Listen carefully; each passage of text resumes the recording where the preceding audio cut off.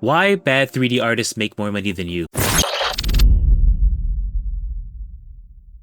We're going to be talking about why skilled 3D artists versus mediocre or bad 3D artists, or people with more basic skills in 3D artists, make a lot more money, get a lot more jobs, why they get hired versus the very skilled ones that could do photorealistic or stylized that you see in AAA games or VFX movies. They don't get as much jobs or make as much money, and what you could do about it.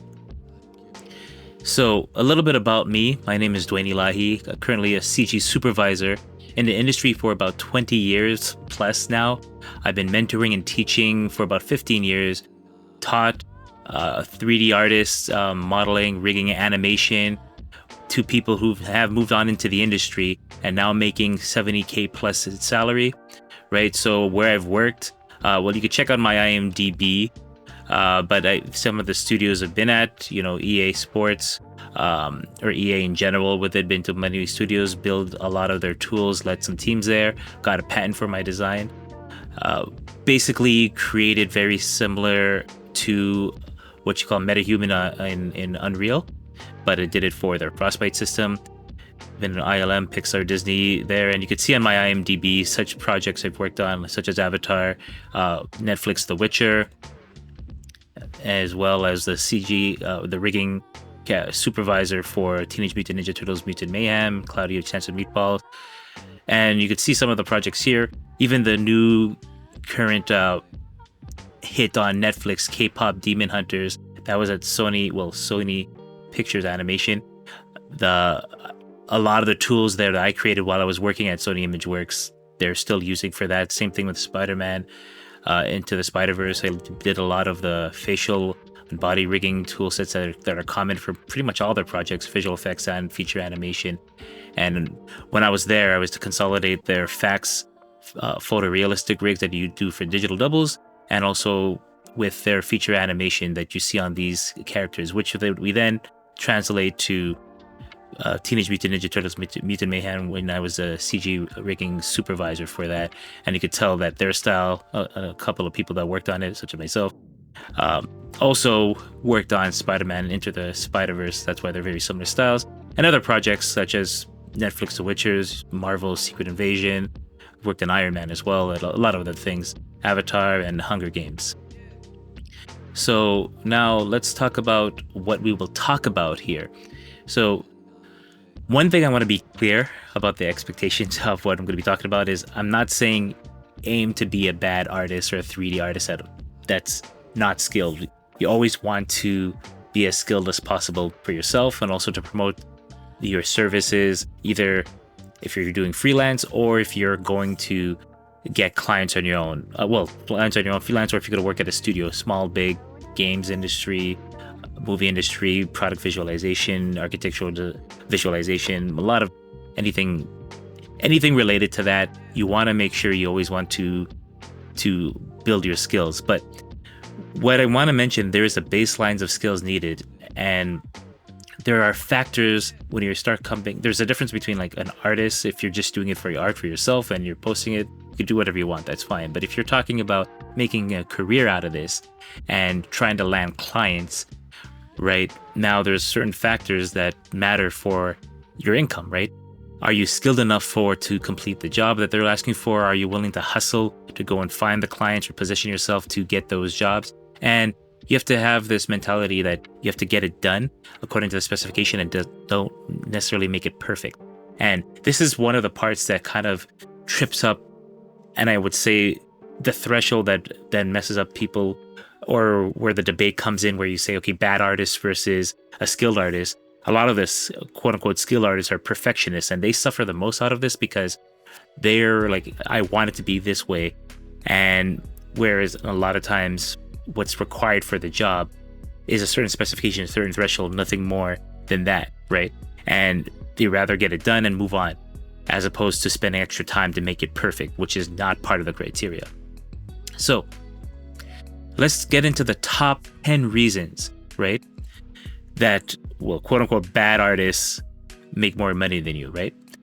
They focus on selling, not just creating. Like I said, if you're an artist, a lot of times you get into the artistry And you can see it a lot on like Instagram or ArtStation, DeviantArt, things like that, where people post their art and they're beautiful, right?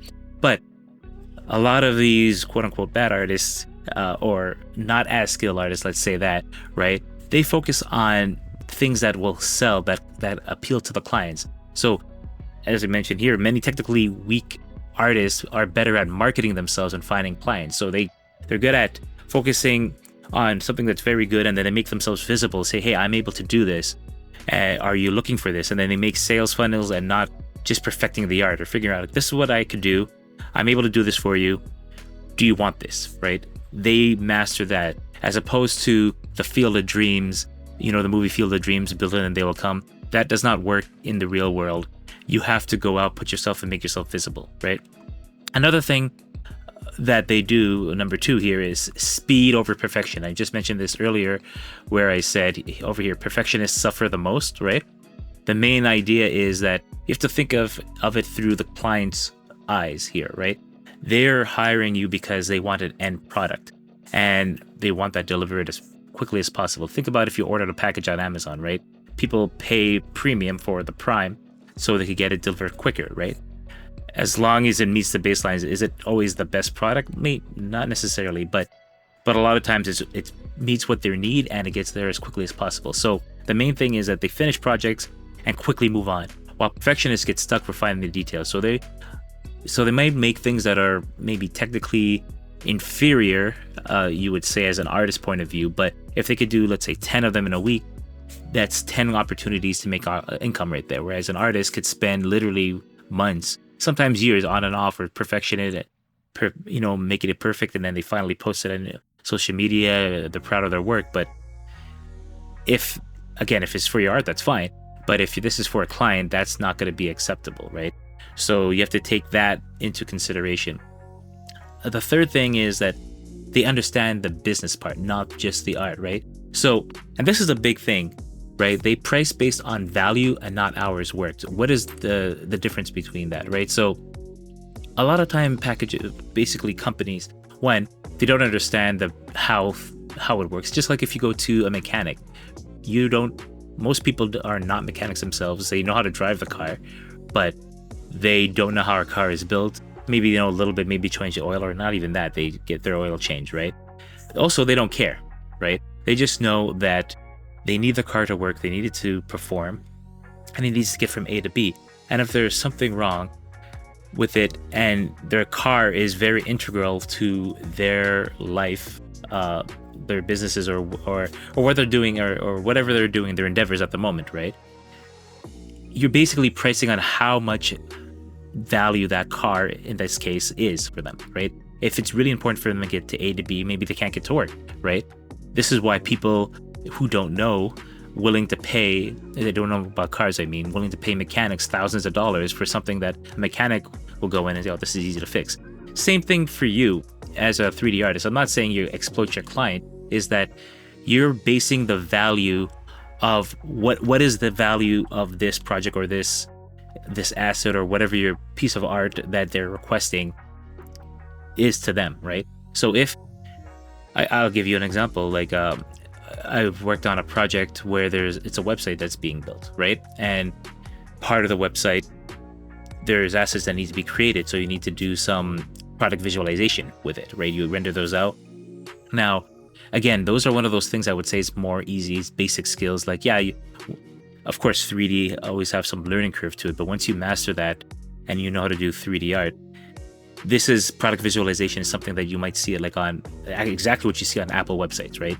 It looks beautiful, but in terms of coding and, you're coding and you're just applying a picture and maybe some animation on it, user experience looks great, but the impact of having a beautiful website and having beautiful product visualization could cause, basically in return, the results that company makes millions of dollars in sales, right?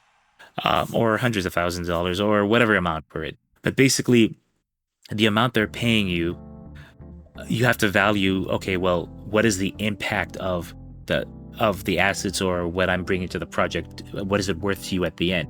So if that the products at the end, their bottom line, they're making let's say $1 million in revenue, you charging $50,000 it's small in comparison. To them, they're like, okay, I put in $50,000, I get $1 million. And I'm not saying, okay, that's what you should price. I'm just giving you some example. And what I'm saying is actually not far-fetched at all. That is literally what happens when you actually do freelance. If you know how to position yourself and you know how to actually market and understand the value of the impact of what you're delivering as opposed to hours worked, right? Because if you do the exact same work and you say the hours worked, like, I mean, a lot of times things go wrong or you don't scope the project properly, you overshoot, and at the end of the day, you make more money. You would have made more money for the hours worked if you worked at McDonald's, right?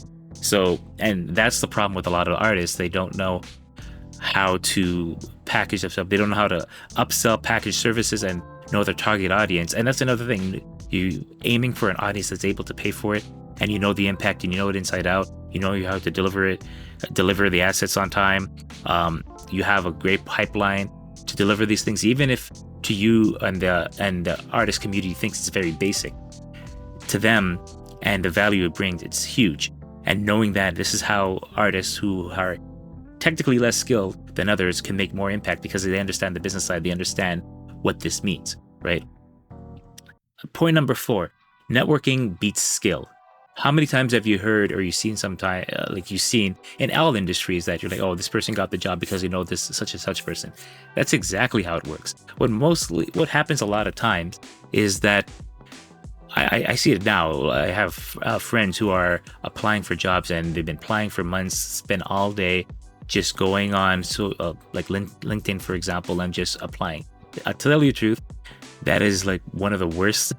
That is the least effective way to do it, and anyone who's in the industry will tell you that. And I actually have a course that actually describes how to get a job for that, because I taught some of my interns this.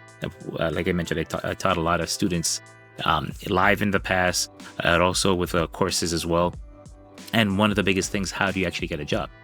If you go in and just apply like that, that is the worst thing. It's hard to tell because it's hard for recruiters, HR people to figure out the signal from the noise, because most of the time, and I'll let you know, I've been hiring people for 15 years for companies, for my own company and whatnot.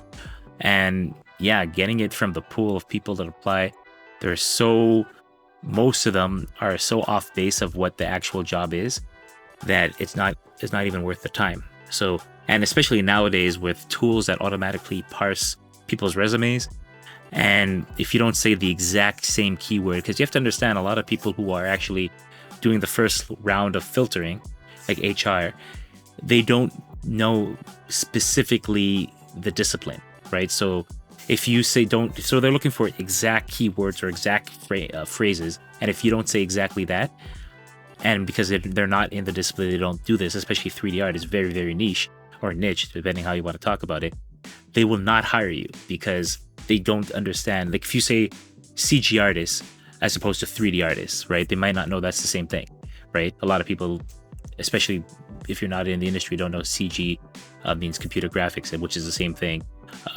which is interchangeable in this case for like 3D artists. But it also could mean you can be a graphic artist if you're doing a 2D, let's say with Illustrator or something like that, right? They're not attuned enough for the industry to understand what they're looking for. So a lot of times a human don't even look at your resume and you don't get hired, right? So it's not even your fault. You could be the most skilled person, but you just don't say the right things or say the right keywords, you're not even hired. And it's a numbers game. That's why it could take months of just brute force sending out resumes for someone to possibly look at it for an interview. And then even when it is, it might not be a perfect match for a lot of times what they list. They're looking for is kind of like generic, and or sometimes like the combinations is like impossible to get every one of those skills. So it's hard to match that. But and this is something that I guess I would say like, again, lesser or not as skilled or technically proficient 3D artists do very well versus very seasoned ones they network. They build relationships with studios and agencies and influence there constantly. They go to networking events, they go to areas or and communicate with people, reach out to them, even if they're not looking for a job right now. And they even know how to go directly to the hiring manager and reach out to them the main idea about this is you want visibility, right? And actually, this extends beyond just 3D artists itself, right? When I was doing my own business, I had a business coach, and the first thing you have to do is actually build relationships with the people of different parts of a company if you're trying to do a partnership. And same skill sets, or even if you are working in a studio yourself, even if you're not freelancing, these are the same skill sets, because especially in 3D, if you're doing a studio, whether it's in games or in movies, you call them a show, they have a finite amount of time that production goes for, right? So if production's a year and a half, at that end of the year and a year and a half, it's not like it was like 20 years ago where there's always another production lined up. A lot of times that studio might not have anything. It might be on hiatus until they get another show or another project to work on. So you have to have these same skills that while you're finishing the project in a studio, if you're working as a studio artist, that you have to go out and build a relationship or start looking for your next job, and networking and doing these same things, or having worked with other people to vouch for your referral will help you get your next job, right? The same thing where you do a 3D artist. Basically, you're doing the same thing, like, except one is being more proactive, where they're going out and constantly doing this, that even while they're working, they're building a new relationship, looking for other streams of income or possible projects that maybe they're not doing something right now, but in a year from now, you're finding out, okay, well, we're negotiating, we're pitching a project, and we know we're going to need a 3D artist to do, let's say, product visualization in 3 months. So we'll keep you in mind. That's where building relationship going with studios, agencies, and even if you are a 3D artist, a 3D freelancer, still going out to studios and saying, hey, I do this specialization. There are studios might have in-house artists that could do modeling, let's say, an animation, but they may not have riggers, right? Which is a more rare skill. Or even, let's say, in VFX, they have UI artists. Like, for example, if you did the first Iron Man movie, when you have Jarvis and you see inside his mask and there's UIs that come up, there are people who specialize just in that, right? Maybe that's something you work on. So if you go to studios, they might not keep that in-house, but they know, okay, well, we're doing another Iron Man movie or something similar to that. When it comes time to produce those, we'll actually, contract you just to do those parts. So even reaching out to studios and agencies and influencers is to understand what's coming down the pipeline. And a lot of times things don't happen right away. A lot of projects are back and forth, and they know in the timeline that, okay, we're going to do this in a year from now or 2 years from now. So it's very important to build those relationships to align yourself for that. And again, get referrals. Once you do work and you do well, you want recurring customers, right? Recurring client, and also have people that you work with refer you. If you know anyone else that needs this type of projects, and if you do good work, they'll recommend you. This is a skill that a lot of, freelancers or lesser 3D artists, or not as skilled 3D artists, really, really focuses on, right? Whereas a lot of more established artists who are very skilled have, I would say, that they have this notion that I'm really, really good. Everyone's going to come to me. Build it and they will come, and they'll just think I'm great. They'll come to me, and a lot of times they are really, really great. But if nobody knows you, if you're working in your cubicle, or nowadays, people work at home, right? Literally, people don't know you. Only the production, and even when it's in the final, let's say it's a movie or a game, people are experiencing that game or movie, so they're not necessarily looking at that artist themselves. So unless you make yourself known, you're not going to be known. A closed mouth doesn't get fed. You have to be able to go out and talk about yourself, and or build relationships, be visible, and build those relationships, right? So let's move on to 5. The other thing, again, that these artists, when they're looking for clients, is that they solve problems. They don't just deliver assets, right? Companies or clients don't hire you. They say like, oh, I just want a beautiful piece of art.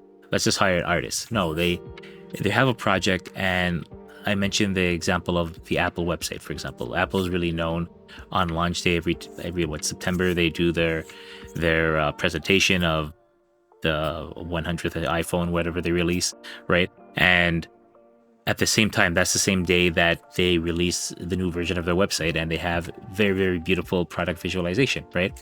So the problem they need is that we need product visualization for this, right? So if your specialty, your niche is product visualization, and that's what they want to deliver, that's what the problem you're solving for them. They're not looking for 3D character animation.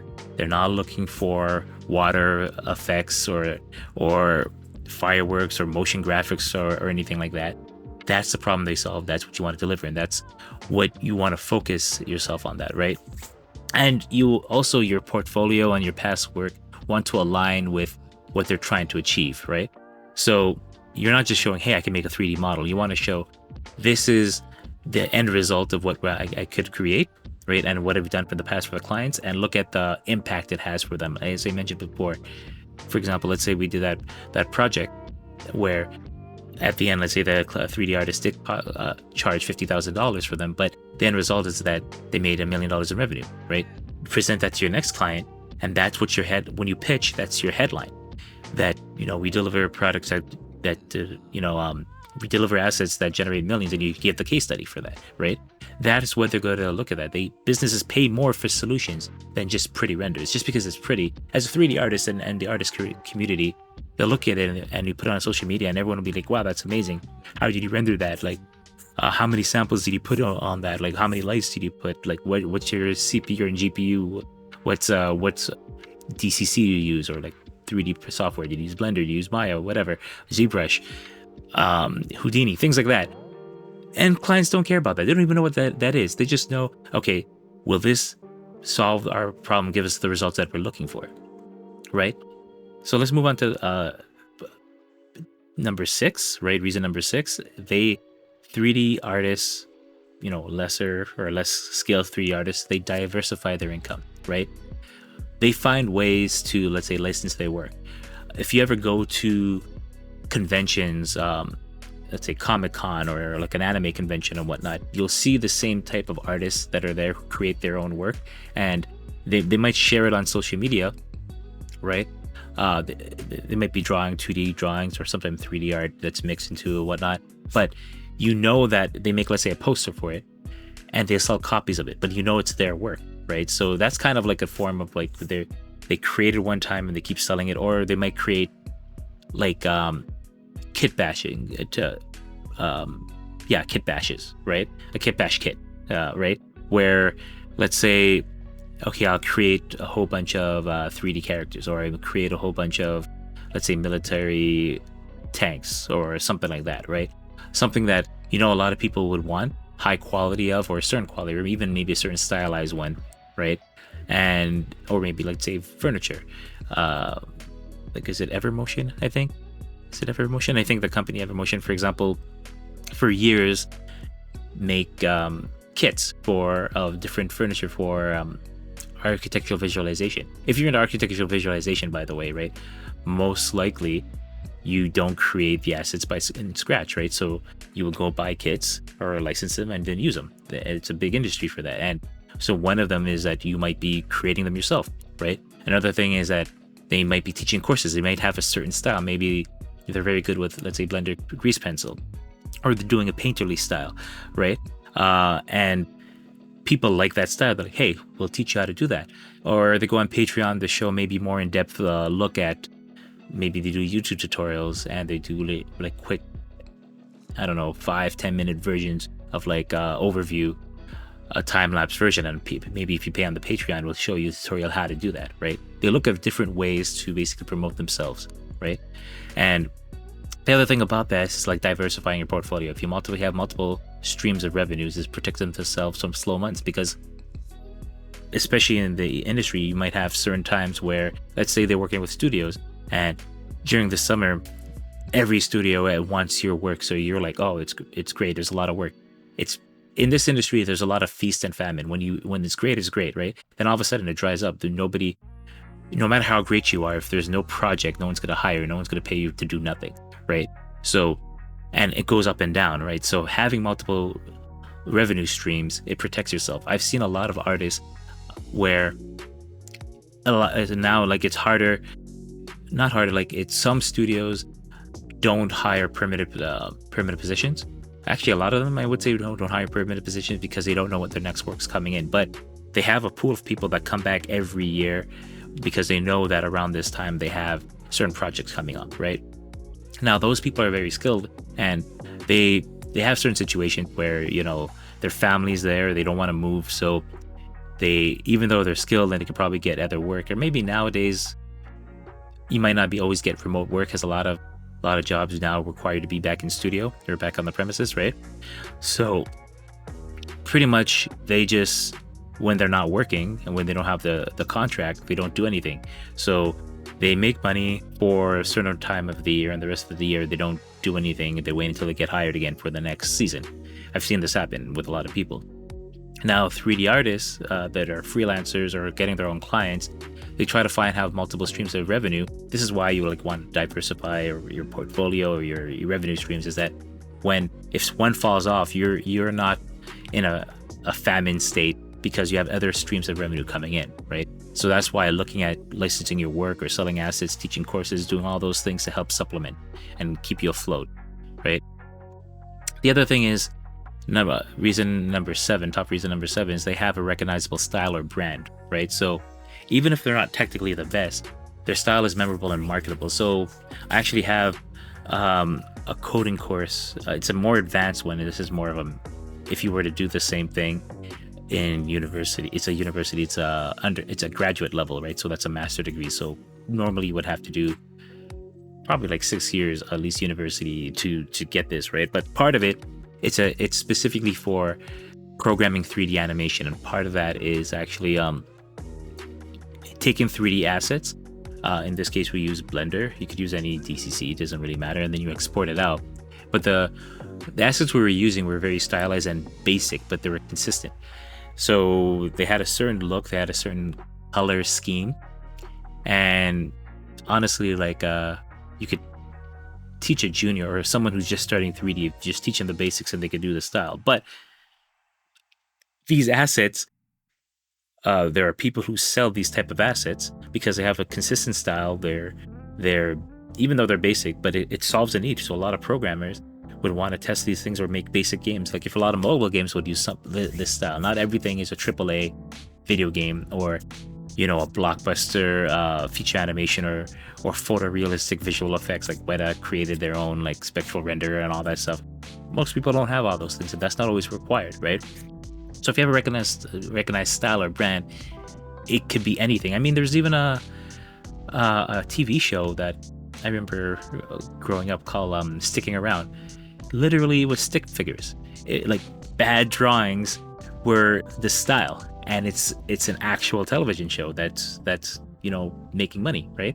So you don't have to technically be the best at it, right? As long as it's a memorable style and marketable, right?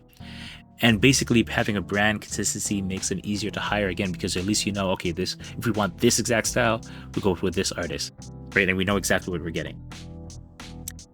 Point number 8, they use tools and shortcuts. I mentioned this before, you know, like I gave the example of if you're working in architectural visualization, which I've done in the past, right? And I still do actually. We take on projects where we do architectural visualization. It does not make sense to go in and build out the entire set dressing, meaning all the furniture, all the buildings, all that yourself, right? You just go in and you get stock assets out there, you kit bash, there are tools that are designed just to build those out, because if you have to build all those things out by yourself, you have to charge a client for that. It'll take forever. It might not be as consistent. You might not even have the skills in-house yourself or your team to do that, right? You're getting hired to make the final deliverable, which is a product visualization that either it's still images, or it might be a fly-through, or it might be interactive, or even website interactive in this case, right?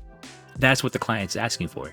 They're not asking you, hey, could you go build a couch from scratch, right? They don't even care what even the couch is inside when you're doing the set dressing, right? So you have to understand the assignment, right? And not waste time or spin your wheels or basically waste time, your client's time or your own time, working on things that you could easily just get stock assets for, get licensing for, or, you know, find ways, basically build a pipeline. Every studio does this. They have a major studio, they do this. Like they build a pipeline. So if they know if they're going to do, let's say, Spider-Man movie, they have a pipeline to build the New York City for it. They have the assets for it. So they might, let's say the first time they did Spider-Man 1, that's Sony ImageWorks, right? It took a long time to build it, and they used Katana, and I even think at the time they were building it, and at the time they was using RenderMan, then they switched to Arnold at the time. So the first time might take a while, especially if you're an artist and you're starting out, it might take a while to build that up. But the intention is that, okay, well, we're going to reuse this. So in Sony's case, if you're going to work on Spider-Man 2, well, we already had New York City created. We already had the asset of Spider-Man made. We already tune in like how to use Arnold with Katana. We already have a lot of the animations, so it does not take long to do the second one because all the assets are there and the time production goes way down. Think of this is what freelancers or like 3D artists who are not as artistic or artistically skilled or technically skilled as other ones do, is that, okay, I know how to make this certain style.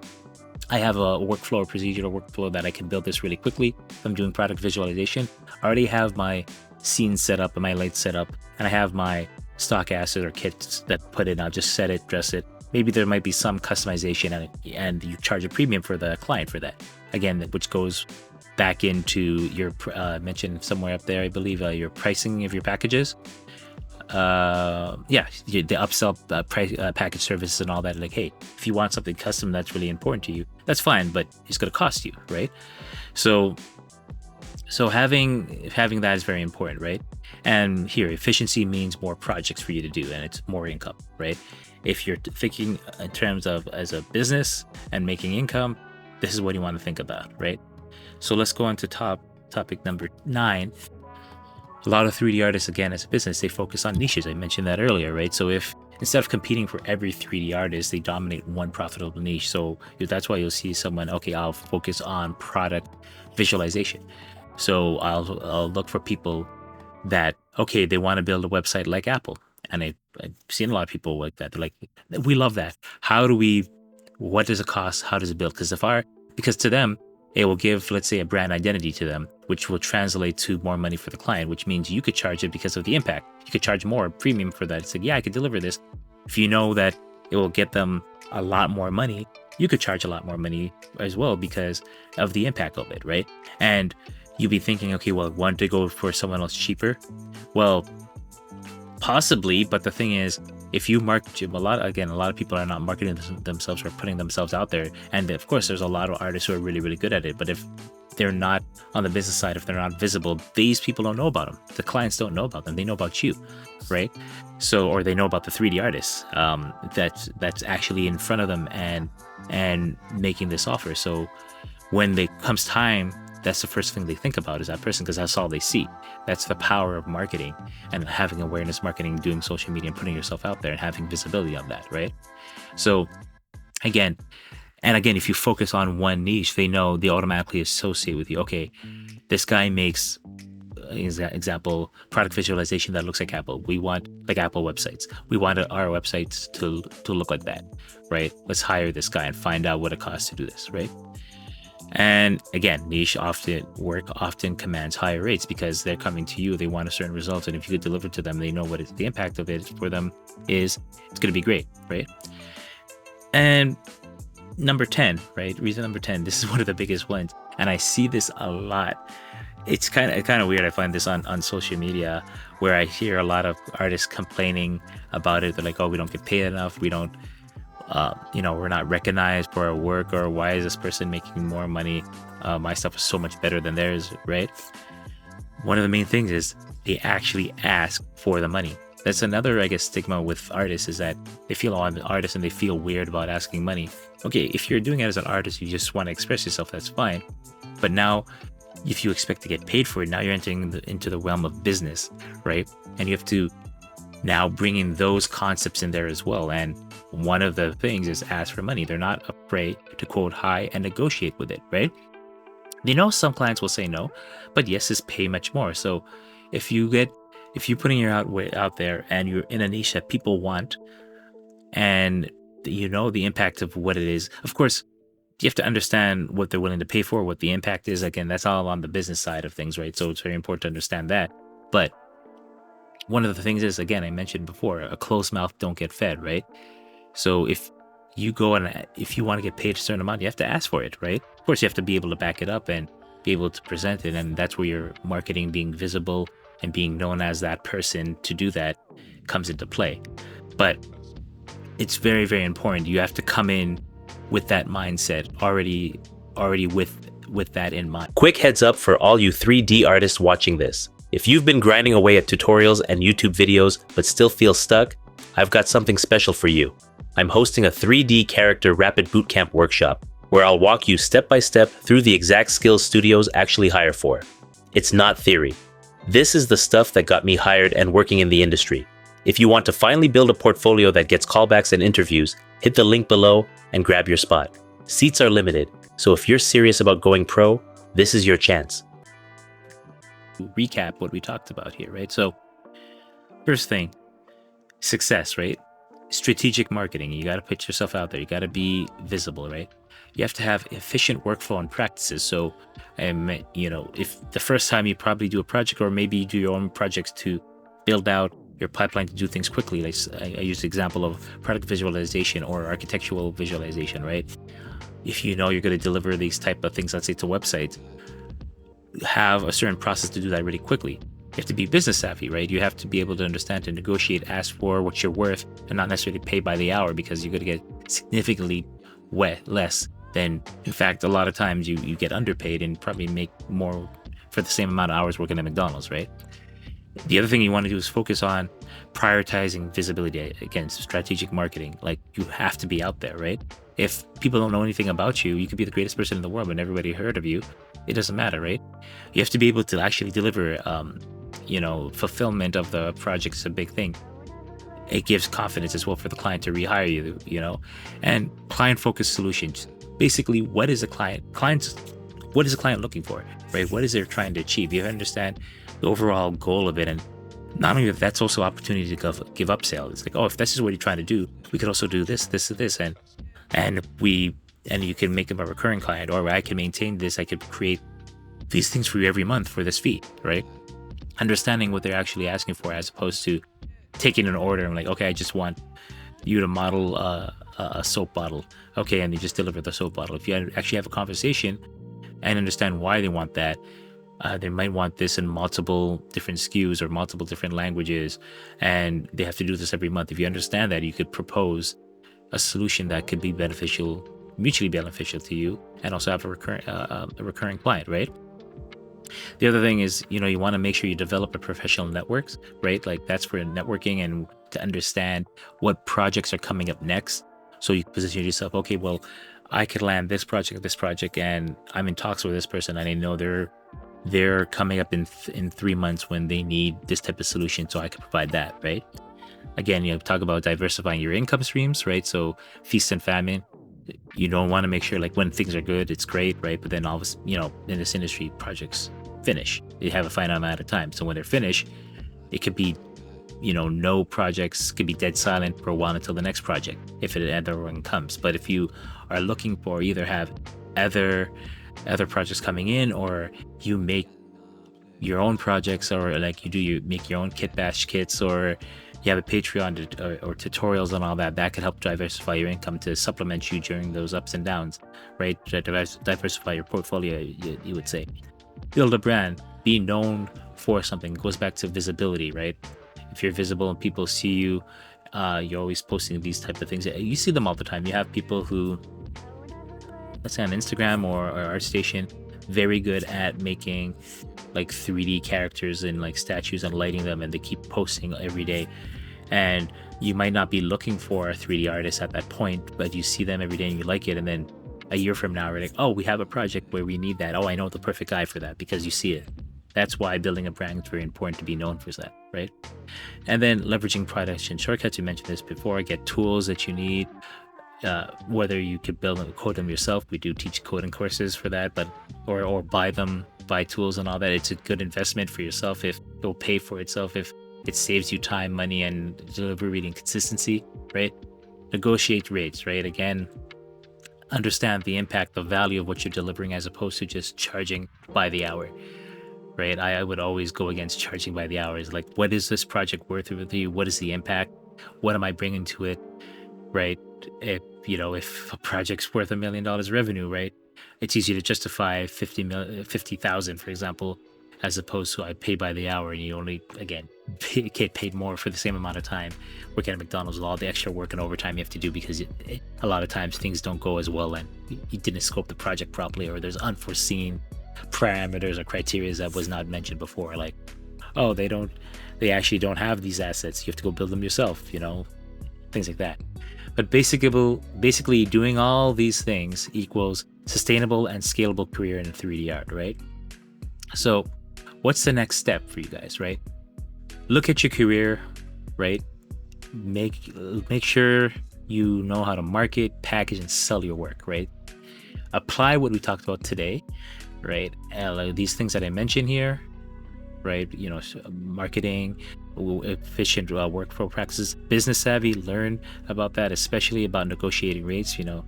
I would highly recommend understand the impact of the business you're going into so you could actually charge higher rates and justify them with your skill. Especially if the other thing is, like, if a lot of people might have imposter syndromes or not feel confident, right? A lot of times confidence comes with competence, right? If you build your evidence and you have more clients under your belt, then when you say, hey, I've done this project for this client before and charged this amount, but this is the revenue they made, right? It's easier to justify that afterwards, right? And again, position yourself for clients to want you, right? So and the thing is, I mentioned that before, linking back to why do bad quote unquote 3D artists make more money than more skilled ones, is that you need a baseline threshold of skills that's marketable, that's consistent, it's marketable, that you could show to other clients, right? And even when you're starting out, again, you might be able to do basic things, but that to you and the 3D artist, you might even put it on forums or posts and whatnot, and people might tear it to shreds saying, oh, you're not that skilled yet, you need to practice this, that, or the other. However, a client might be looking for just that, right? You might be just starting 3D character art and you just know how to do low poly characters, and your painting of the textures are not that great. They might be one tone, very basic, but they might be a client that, hey, we're programmers, we're making a game, we know nothing of 3D art, and our game's on mobile, or it's the design is basic characters. We don't want like high, we're not coding, we don't have the resources, the target platform can't support AAA characters. We need a bunch of these low poly characters that you're able to make, right? So you could take on those jobs, and as you're doing that, you could do all the things we were mentioning before, to promote yourself, build your brand, known for that, and along the way you could grow your skills. So that's the other thing, is that as soon as you have a certain amount of skill that's marketable, and that's what you build those, you build your client, you build your evidence, get more clients with that a lot. But you could also try something a little more to add to your repertoire that you could offer as a service next time, right? So here's a bonus tip, right? Related to the whole about grow your skills along the way and getting your client, is that document and share your process publicly as you do it, right? Do the BTS. I don't mean the K-pop group, I mean behind the scenes, right? As you're doing it, show behind the scenes if you're allowed to, right? Or of course, a lot of times if you're working on a project, there's NDAs, non-disclosure agreements and whatnot, so don't do things that you're not allowed to share, or else you ruin your reputation. Don't do that. But basically, things you can share, maybe it's your own certain process or something more generic that's not related to the project, you can show that, right?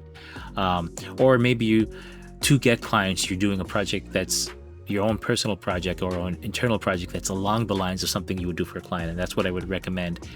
Especially, that's a tip if you're just starting out, is that either do a project that's representative of the type of clients you want to get, or you actually get your first clients for cheap or for free in exchange with get a testimonial, or they allow you to show behind the scenes a work in progress for a cheaper price, or something like that, right? Mainly you want to get your visibility up there, right? And then you show short tutorials like, hey, this is how you do this certain thing, right?